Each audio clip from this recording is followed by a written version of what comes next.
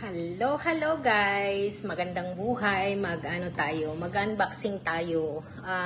Actually na-open ko na siya pero sabi ko i-unboxing ko ulit para sa inyo at i-share ko sa inyo ang aking new baby sa aking pag-vlog.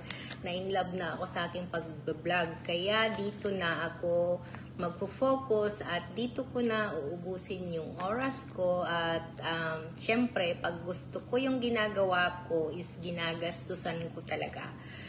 So, I'm sharing with you guys yung bago kong bili na bago kong baby talaga. Eto, pasensya na guhit-guhitan kasi medyo may pagka din yung alaga ko kanina. Ayan. I-share ko sa inyo at may bago akong nabili sa aking pagbablog. Gagamitin ko sa aking pagbablog. So, sana maganda at medyo, hindi naman siya mahalan. Binili ko online. So, try natin at i-unbox muna natin. So, buksan na natin. Ayan. Ayan guys, ito yung phone niya, microphone niya, dalawa, may ipit. Ayan.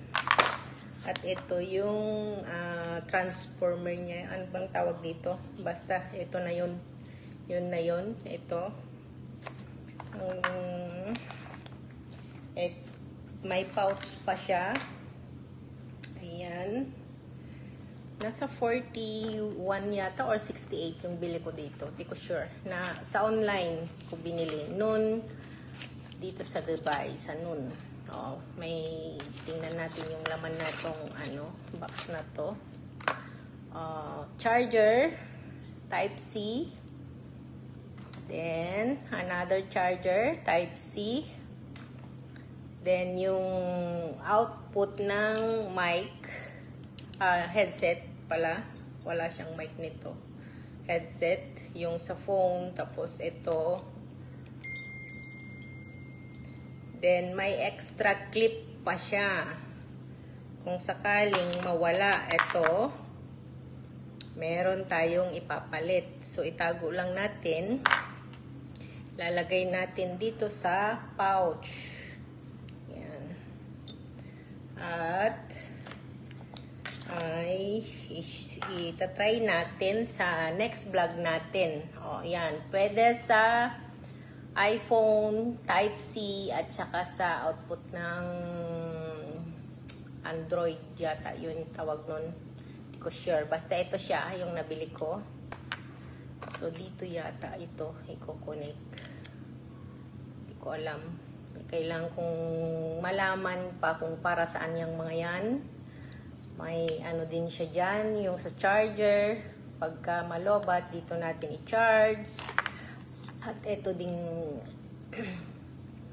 phone na to, andyan din yung Type-C niyang kung saan natin isaksak yung charger niya. At ito din, kailangan din siyang i-charge pagka malobat. So, yan po, lahat. Dalawang charger wire. At dalawang phone, mic. Ano ba yan? Dalawang mic. Tsaka yung transformer or transmitter. Di ko sure kung ano tawag nito. At tsaka isang wire. At tsaka headset wire. At tsaka isang connection sa phone. Di ko sure kung ano. Para safe, meron akong case dito at dito ko siya ilalagay para pag nasa bag ko siya is hindi siya mayuyupi. Para hindi siya masira, kailangan nating ingatan ang ating bagong baby. Ito na lang yung pag-uukulan natin ng panahon. Yung mga alam natin na nagpapasaya sa atin, kaya naman nating magsaya kahit walang nagpapasaya sa atin yun. May kunting hugot lang. So, ang mga to, wire, is hindi ko naman gagamitin yung mga niya, charger. Meron naman akong ginagamit na sa charger sa phone. Pwede naman yun. So, itago ko na lang muna ang mga to. At saka yung extra clip. Saan ko na nalagay? Parang nandito na sa loob. Ayan, di ko na sure kung nasa loob na yung extra clip. Ayan, nasa loob na. So, ilalagay ko lahat dito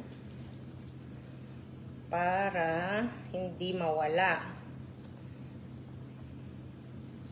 Yan. Ang ganda. Then, ilagay natin dito sa pocket nito. Ayan. And then, sa next vlog natin, ito na yung gagamitin natin.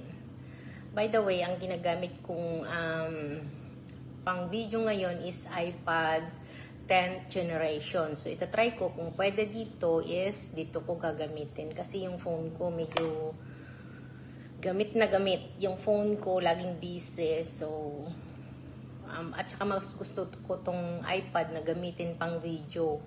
At saka mayroon pa akong i-unbox mamaya para sa inyo. I-share ko sa inyo. So, eto na. Itatry natin. Let's go and try. I'll share you how it works. Okay? Subscribe lang po at saka paki-all notification lang. At saka mga gustong i-follow ako sa Facebook, Lynn Ramos, at saka sa TikTok, Lynn Ramos din, at saka Instagram, Lynn Ramos din. Hanapin nyo lang. Andyan yung mga, ang profile picture ko is iisa lang sa YouTube ko. At saka may second YouTube account ako, yung OFW Explorer. Yun yung second account ko sa YouTube. So, paki-share, paki-subscribe lang po. Salamat!